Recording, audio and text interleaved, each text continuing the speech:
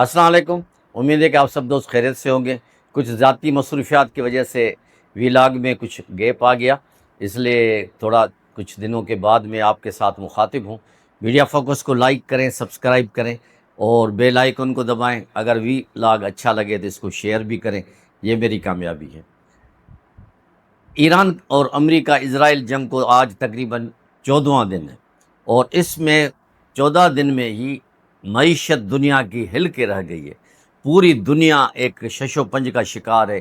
پوری تاریخ میں کچھ مبصرین یہ کہہ رہے ہیں کہ اس قسم کا بھونچال بہت ہی کم آئے ہیں، اور جس طرح ایران تن تنہا اپنے دشمنوں کا مقابلہ کر رہا ہے، امریکہ اور اسرائیل کا، اور اس کے ساتھ ساتھ وہ جو خلیج ممالک میں امریکی اڈے ہیں ان کو تباہ و برباد کرنے کی کوشش بھی کر رہا ہے اور دھمکیاں بھی دے رہا ہے، اور آبنائے ہرمز میں کو بند کیا گیا ہے۔ اس سے نہ تیل کی سپلائی ہو رہی ہے، کئی کموڈیٹیز کی جو قیمتیں ہیں آسمان تک پہنچ گئی ہیں، تیل کی قیمتیں بڑھتی جا رہی ہیں، اور ایران کے بقول کہ اگر خدا نخواستہ میں کہہ رہا ہوں کہ اگر $200 تک بھی پہنچ گیا تیل تبھی ان کو پرواہ نہیں۔ اب آپ یہ اندازہ لگائیں کہ $100 تک پہنچنے پر یہ حالت ہے، تو $200 خدا نخواستہ اگر ہو جاتا ہے تو دنیا کہاں ہوگی؟ یعنی پوری دنیا میں، چاہے وہ مشرق وسطیٰ کے ممالک ہوں، خلیجی ممالک ہوں، یورپین کنٹریز ہوں، خود امریکہ ہو، اور اس کے اثرات جو پڑوسی ممالک میں پڑتے ہیں وہ بہت ہی خطرناک ہیں۔ اور پاکستان میں بھی اس کے اثرات بڑے خطرناک حد تک بڑھتے جا رہے ہیں۔ 55 روپے تیل بڑھ گیا ہے، ابھی اور تیل بڑھے گا، اس کے بھی ابھی سے ہی قیاس سارے یہاں شروع ہو جائیں ہیں۔ ایران نے ابھی جو لیٹسٹ نیوز آئی ہے اس کے مطابق جو ان کا ابراہیم لنکن بحری جہاز ہے اس پہ بھی شدید ترین آج حملے کیے گئے ہیں، اور عراق نے بھی اسلامی گروپ جو مزاحمتی گروپ ہے، ایرانی سپورٹر ہے، اس نے بھی ایک بقول ان کے کہ امریکن طیارہ مار گرایا ہے، اور اس کی وجہ سے بھی کافی امریکہ کو خفت اٹھانی پڑی ہے۔ اسرائیل پہ بھی وہ تابڑ توڑ حملے کر رہا ہے، اور ادھر اسرائیل نے دعویٰ کیا ہے کہ گزشتہ 24 گھنٹے میں انہوں نے ایران پہ 200 کے قریب فائر کیے ہیں، راکٹس، میزائلز، ڈرون حملے، اور تقریباً تہران کو تو تقریباً تباہ کر دیا گیا ہے۔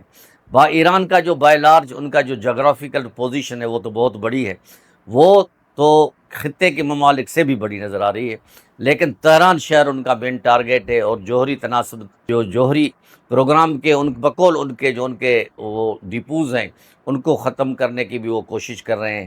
حالانکہ یہ دعویٰ تو جون میں ٹرمپ صاحب نے کر دیا تھا کہ ہم نے ایران کے جوہری پروگرام کو تباہ و برباد کر دیا ہے، لیکن اس کے بعد وہ کچھ اور باتیں کرتا ہے، پھر کچھ اور بات کرتا ہے۔ کہتے ہیں کہ ان کو ڈیمنشیا کی بیماری ہو گئی ہے۔ اب یہ بیماری وہ ہوتی ہے کہ جو آدمی کوئی بات کرتا ہے پھر وہ بھول جاتا ہے، اس کو یاد ہی نہیں رہتی کہ میں نے کیا بات کی ہے۔ بہرحال یہ بھی ایک قسم کی افواہ بھی ہو سکتی ہے، سچ بھی ہو سکتا ہے۔ ادھر پرائم منسٹر شہباز شریف نے بھی کل سعودی عرب کا دورہ کیا، وہاں کے ولی عہد سے میٹنگ کی، باتیں کی، کیونکہ پاکستان اور سعودی عرب کا آپس میں دفاعی معاہدہ ہے۔ اگر خدا نخواستہ ایران کے حملے سعودی عرب پہ بڑھ جاتے ہیں، ان کے جو امریکی اڈے ہیں ان پہ وہ اگر حملے زیادہ کرتا ہے، یا شہری آبادیوں پہ کوئی راکٹ گر جاتے ہیں، تو مجبوراً پاکستان کو بھی سعودی عرب کا ساتھ دے گا، سعودی کہے گا کہ آپ کا ہمارے ساتھ دفاعی معاہدہ ہے۔ لیکن بہرحال پاکستان ابھی تک جو ہے وہ نیوٹرل پوزیشن میں ہے۔ اقوام متحدہ کی قراردادوں پہ انہوں نے دو طرف کو سپورٹ کیا ہے۔ ایک جو خلیجی ممالک نے بحرین کے توسط سے ایک قرارداد پیش کی اب ایران کے خلاف، اس کو بھی پاکستان نے سپورٹ کیا، اور دوسری طرف رشیا نے جو ایران پہ جو حملے ہو رہے ہیں اس کو بھی مذمت کی، اس میں بھی اس کے سپورٹ میں ووٹ دیا۔ یہ الگ بات ہے کہ رشیا کی قرارداد منظور نہ ہو سکی کیونکہ امریکہ نے اس کو ویٹو کر دیا۔ تو بہرحال یہ ساری جنگیں ابھی چل رہی ہیں۔ امریکہ کو جو یہ خوش فہمی تھی کہ ایران ہتھیار پھینک دے گا یا سرنڈر کر دے گا یا حکومت چینج ہو جائے گی، وہ اس کا ابھی تک کوئی خام و خیال میں اس میں دور دور تک اس کا اندیشہ نہیں ہے۔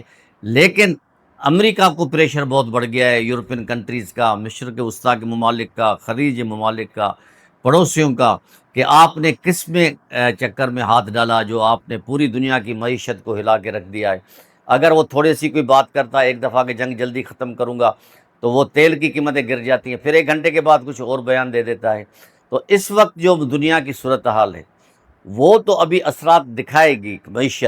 معیشت سے عام آدمی بہت تباہ ہو رہا ہے، یعنی جو غریب ملک ہیں یا ڈیولپڈ کنٹریز ہیں، تھوڑے بہت جو ڈیولپ ہو رہی ہیں، ان کے عوام کی خرید قوت وہ بھی تباہ ہونے والی ہے، جواب دینے والی ہے۔ یہ جنگ تباہی لے آ رہی ہے۔ یہ جنگ پورے خطے کو جب 6 مہینے گزریں گے اس کے بعد اس کے اثرات ہوں گے۔ ابھی تو جنگ جاری ہے، لیکن جب ختم ہوگی اس کے بعد جو اثرات ظاہر ہوں گے وہ بڑے بھیانک ہوں گے۔ تو اس میں ایک قسم کی جو صورتحال خوش فہمی اسرائیل کو تھی اور امریکہ کو کہ ہم ایران کو ایسے ہی تباہ عملیہ میٹ کر دیں گے، وہ خوش فہمی اس کی ختم ہو گئی ہے۔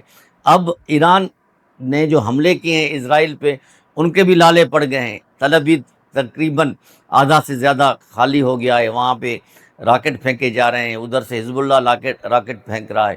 تو اسرائیلی قوم نفسیات بیماریوں کا شکار ہوتی جا رہی ہے، خالی کرتی جا رہی ہے۔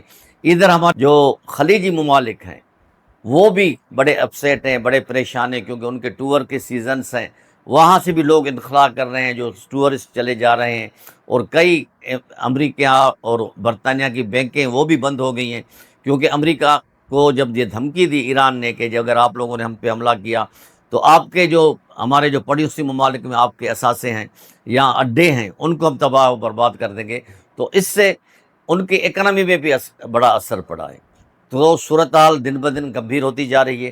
ان کو چاہیے جو اور ممالک ہیں شٹل ڈپلومیسی کریں، اقوام متحدہ بھی جانبدارانہ رویہ اختیار نہ کرے، وہ بھی غیر جانبدار ہو کے کچھ ممالک آگے بڑھیں گے تو یہ بند ہو سکتی ہے۔ ابھی بھی انسانی معیشت جو انسان استعمال کرتا ہے، روزمرہ کی چیزیں، جہاں ٹریڈ ہوتا ہے، ایکسپورٹ امپورٹ ہوتا ہے، ابھی بھی اس کو تباہی سے بچایا جا سکتا ہے۔